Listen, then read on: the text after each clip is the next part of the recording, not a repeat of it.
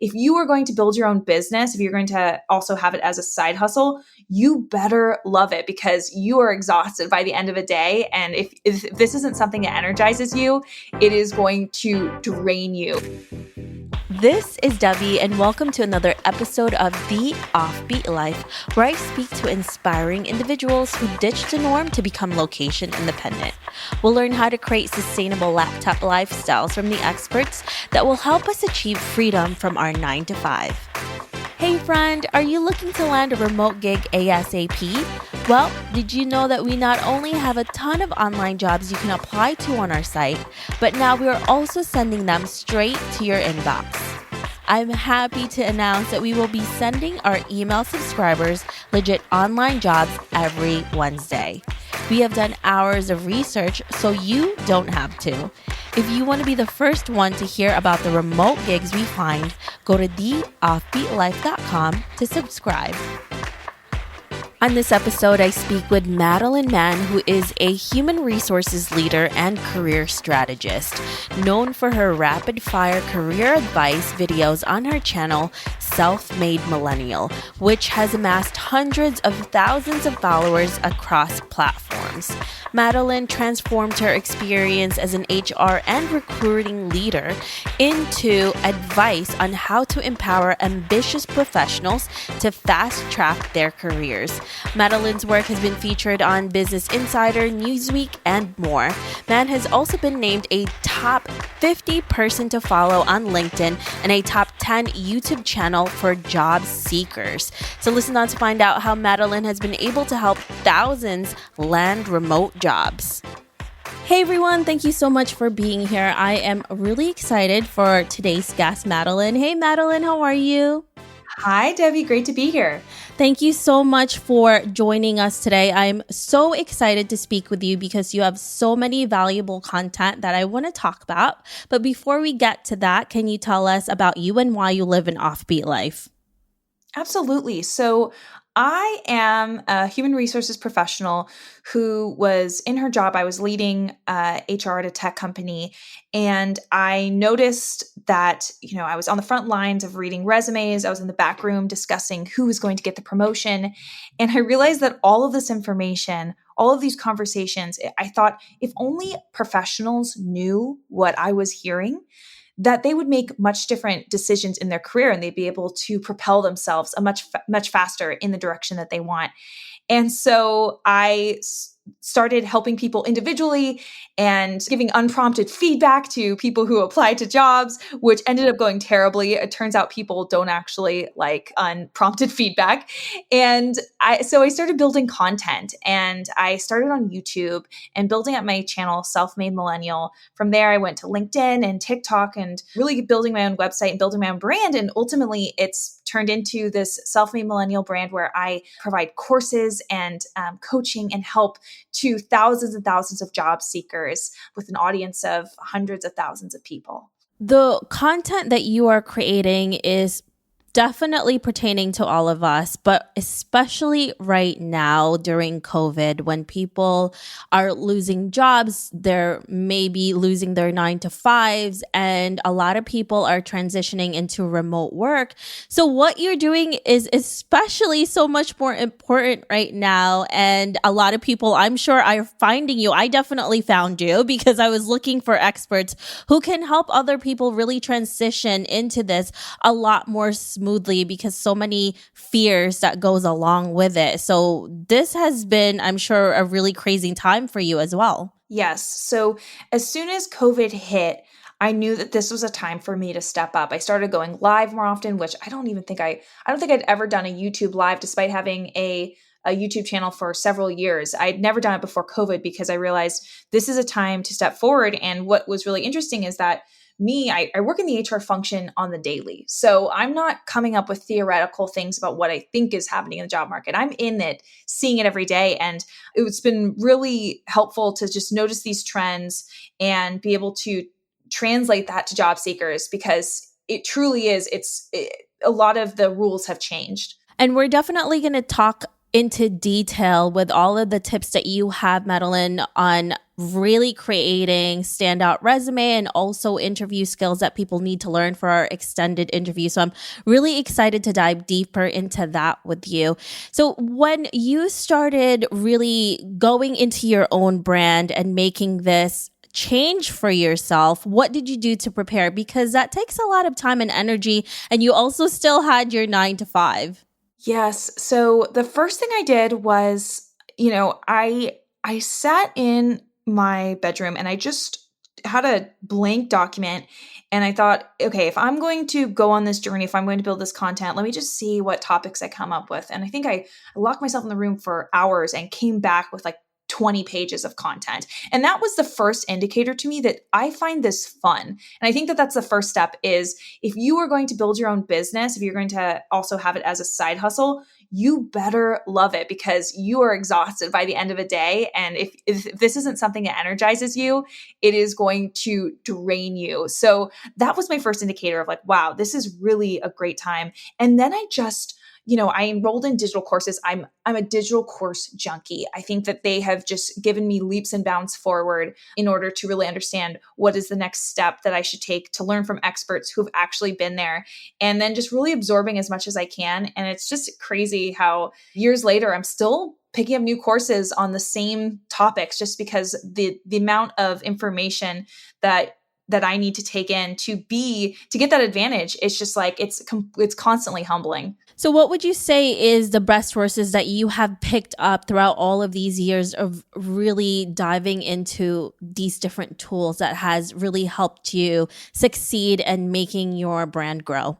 I would say one of the things I do is truly podcasts are amazing. You just type in a keyword and you can find anything. That's how I found Amy Porterfield, who is amazing at online marketing. And she has a great podcast and really getting into the swing of her. And, not only just taking courses and listening to her podcast, but what's really interesting is that when you're building your own brand is a lot of it is the stuff that goes unsaid. Like just the way, like even the way you're conducting this interview, like that is, you don't even have to do a podcast on how to conduct an interview, but I can like read into, okay, why was that interview so successful? And like, what is Debbie doing? And so really just like having these mentors, Sunny Leonard-Doozy was great for YouTube. I took her course and she has a lot of great wisdom there about really helping me to wake up to what SEO, what keyword research is. It's just not something that I'm naturally good at.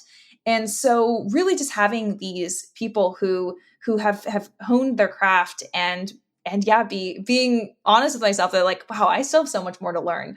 And also when you listen to Madeline and you watch her videos, she has such incredible information. And your videos are not super long either. They're short and sweet, but they're super informative. And I was telling Madeline before we got into this interview, I found you through TikTok, just a few seconds, and she packs it on in such a short amount of time. How do you make sure that your content is really something that's super valuable, even though you don't have a lot of time to really put it out there? So when I was thinking about building content in the very beginning, the reason that really gave me the push was I looked at the people who are building content out there in my niche in career development. I noticed that a lot of it was very theoretical and it would take them a while to say things and they would give you the ideas that you should do, but not I kind of kept getting off the videos being like, okay, but like if someone got off this video, would they know exactly the first step to take? And the answer kept coming up as no. And there's people who were doing it, but like, I just knew that like my learning style is skip the fluff, give me the information. And so I wanted to create content for people like me.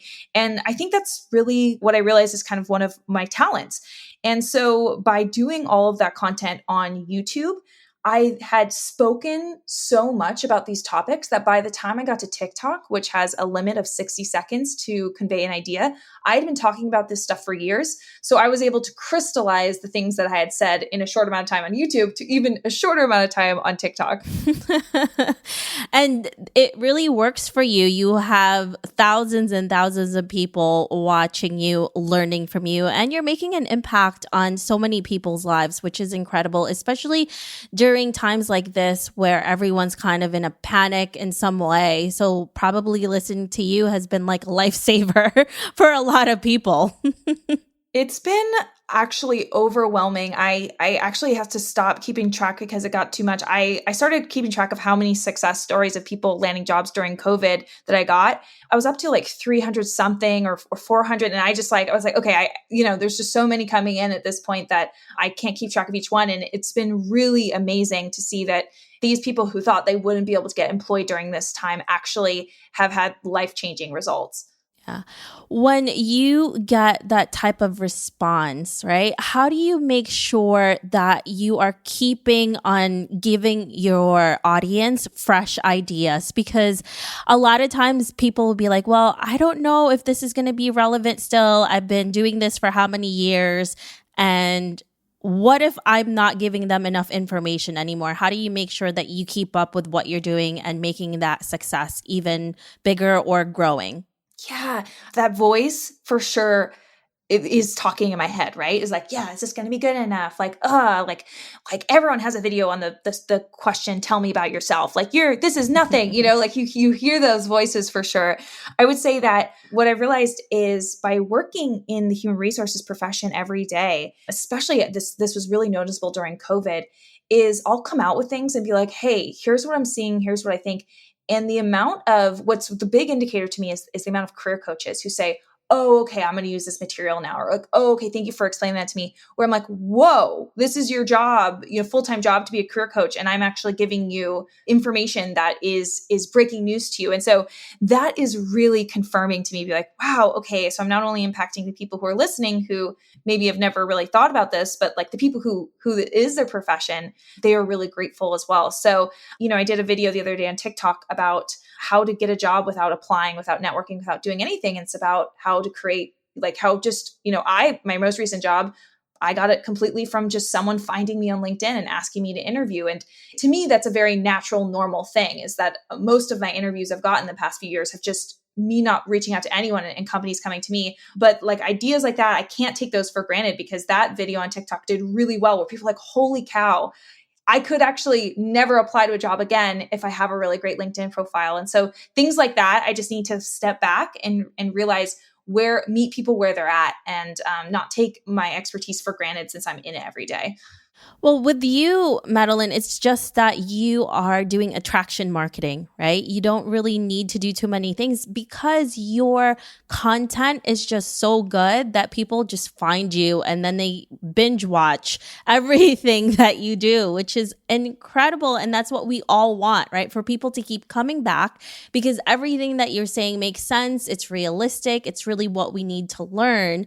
How are you able to make sure that you are really standing out from the crowd? Because like you said, there's so many people out there that are doing things that are similar to you. I would say that my little motto is you have to be odd to be number one. And I really kind of thrive on being a bit odd, right? I really kind of try to add my own flavor, my own sense of humor into it. And I think it turns some people off. And I think that that's a really important thing about content creation, is that you should not be afraid to repel people. Because if you're repelling some people, that means you're really attracting others. And it really helps you to, instead of being really generic.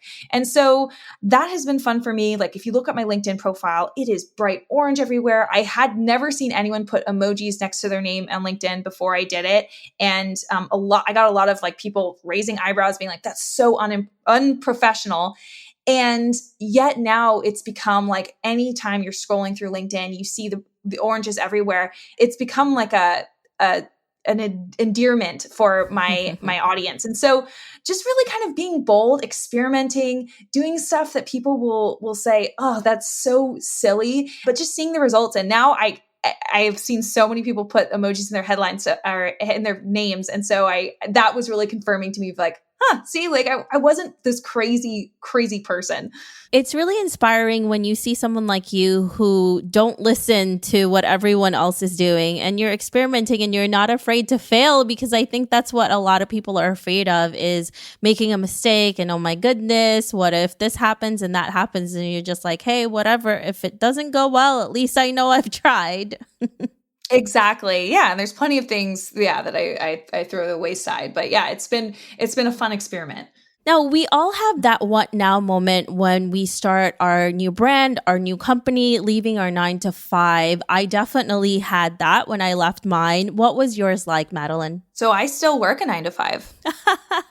So, what about when you created your own brand and you were like, oh my goodness, what if I start this and it doesn't go well? Did you have that moment of questioning whether you were doing the right thing? Not really. I didn't really have anything to lose.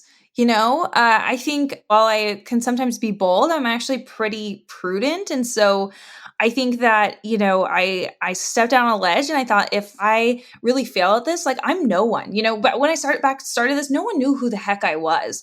And so I think that feeling is extremely liberating of if you like, go out there and you try this new thing and then, yeah, maybe you're, 2,000 friends on Facebook or Instagram or whatever, maybe they noticed that you did something and you kind of went away, but like that doesn't matter. Like it really doesn't matter. And so I think just kind of realizing that no one really cares, like just go for it. And the cost of failure really isn't as bad as the upside of winning. And I've found that over time now, people notice what I do and I'm under a bit more of a microscope. So I am a little bit more afraid now of making the wrong move. But yeah, I think just kind of just going for it and just realizing life is short.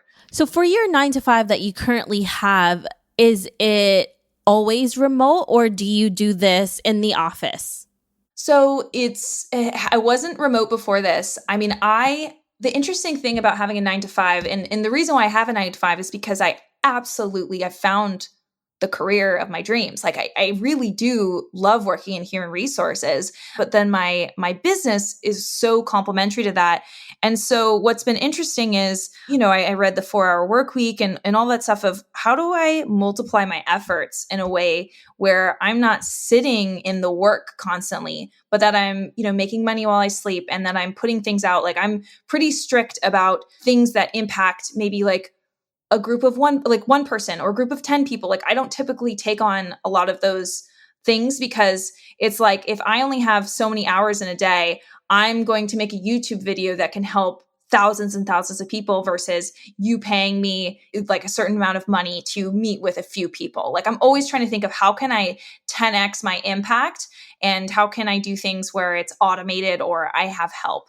You are definitely a rare breed, Madeline, because a lot of people do not love their 9 to 5. And I love sharing stories like yours where you actually really enjoy it and it's your dream job.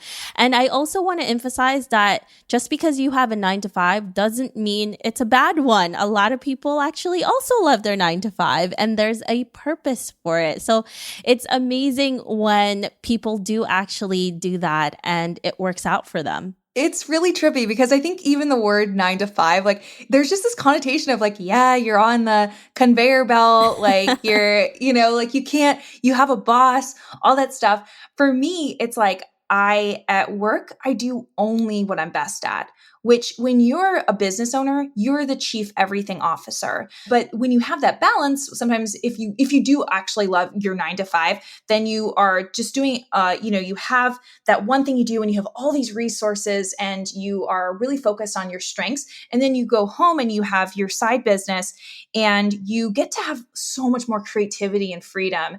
And so I think with one, you lose the other, and with the other, you might lose the, one. And so I think that, for me personally, it's been a really great balance. You know what? I say this all the time. Not a lot of people are meant to have their own businesses. Some people Completely. right? Some people just like to have freelance work or 9 to 5 or remote 9 to 5 because you can have that too.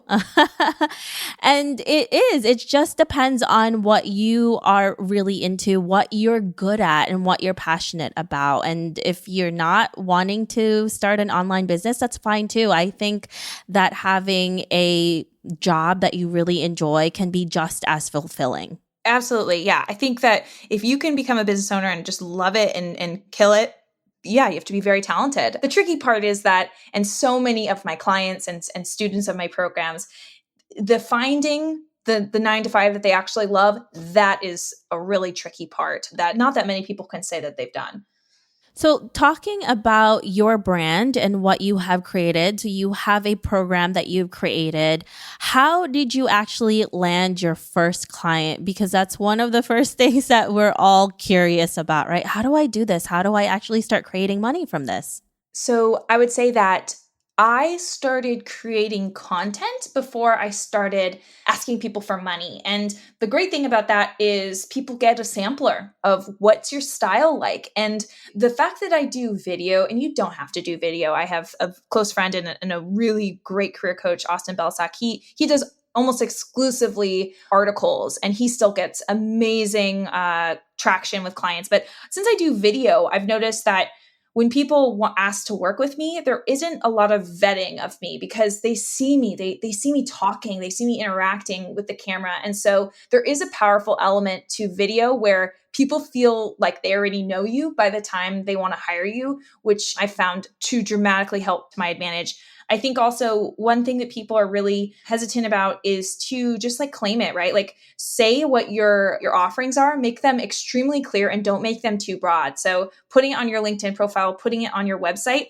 I do interview prep. I do reviewing your resume and LinkedIn, and then I do job search audit of your networking or something like that, right? You just have the three things and people feel really clear, and just really making sure that you have a very clear value that you add. Because I think sometimes we're multi-passionate. We might convolute things and say we do multiple things, and then ultimately feels like if you're good at everything, you're great at nothing. So that those are some of the things that really helped me get those first clients.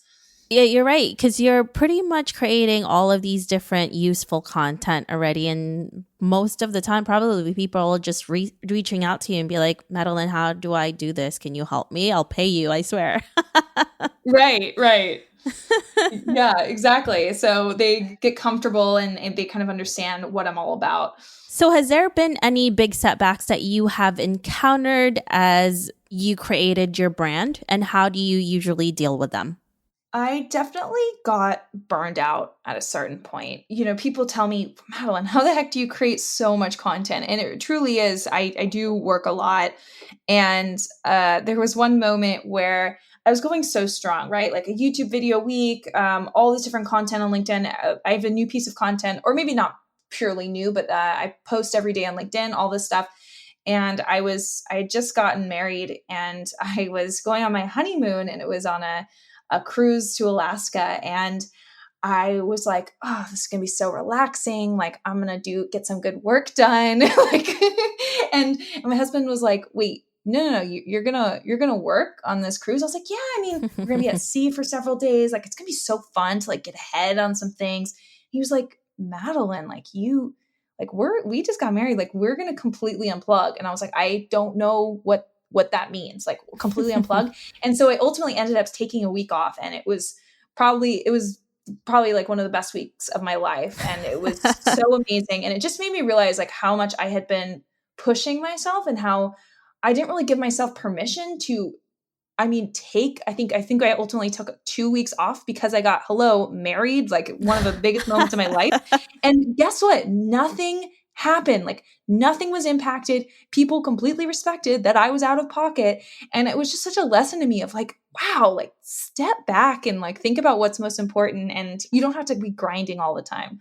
It's really hard to learn how to turn things off, right? And oh my goodness, it's such a hard thing to do, especially when you are creating something. But you're right, the world keeps turning round and round, even if we're not there. So it's a good and like a nerving thing at the same time. So, but if you appreciate that, it'll be a positive thing. Absolutely. I learned a valuable lesson.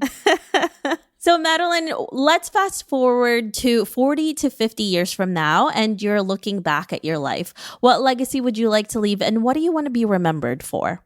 I want to feel like I helped people career defining jobs and just have a really fulfilling career. Like I love to work, and I want people to feel that too. And I also want people to, there's the Maya Angelou quote is that people will never remember what you said. They'll never remember what you did, but they'll always remember the the way you made them feel.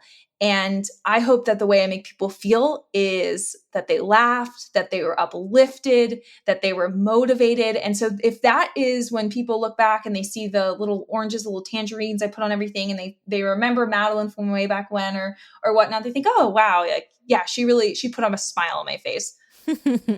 And that's the biggest thing that we can ask, right? Is touching people's lives and how you're making them feel in the long run. And that is such a good thing to be able to do. So are you working on anything currently that is really exciting to you? So I have 2 digital courses. One of them is Standout Resume, where I like really help people to make sure that they have a killer resume that opens doors. And then I have my course LinkedIn for Thought Leaders, which is how to grow a massive following on LinkedIn and really get opportunities coming your way, get clients. And both of those have been so fun because before I was doing digital courses, I was just like putting out the digital course and hoping people liked it. But now I have communities associated with them, private communities. And I am just like, I love doing this stuff. So being in there, talking to everyone and giving them feedback and just, again, like I always want to do things on a larger level, like versus just one-on-one, but like really helping people at scale. And I think that has been a really cool change that I've made in my business that has been really fulfilling. And I'm like driving towards doing a lot more of that in the future. Those are so many exciting things, and we're definitely going to add links to that on our website because a lot of our listeners will be really interested in doing this, especially if you're doing a transition to remote work. So if our listeners want to know more about you, where can they find you? You can visit my website, madelinemann.com. I also encourage you to check out my YouTube channel, which is youtube.com/selfmade millennial, and absolutely follow me on LinkedIn, LinkedIn/in/Madeline Mann. Perfect. Thank you so much, Madeline, for sharing with us all of these different tips and tricks. We are really appreciative of it. Thank you so much. Thank you, Debbie. I hope you enjoyed this episode with Madeline. Make sure to visit theoffbeatlife.com. Again, that's theoffbeatlife.com to get the extended interview where she shares how to perfect your resume and interview skills to land a remote job. Hey listeners, have you ever thought about starting your own podcast? Lucky for you, I have created a new site that will help you learn how to launch, grow, and monetize your own show. I offer one-on-one mentorship programs, and I'm launching an ebook, How to Create a Profitable Podcast, that can help you take your podcast from hobby to profitable business. Visit howtocreateapodcast.com to learn more. Again, that's howtocreateapodcast.com. See you there. Hey listeners, thank you for listening to this episode, and I'm so thankful for your support. I would love to hear your thoughts on this episode and get suggestions on guests, topics we can discuss, and so much more. Feel free to reach out at hello@theoffbeatlife.com and let me know what you'd like to hear. If you like the show, don't forget to give us some love and review on iTunes. Thank you again for being a part of this journey, and I can't wait to hear how your location independent story will unfold.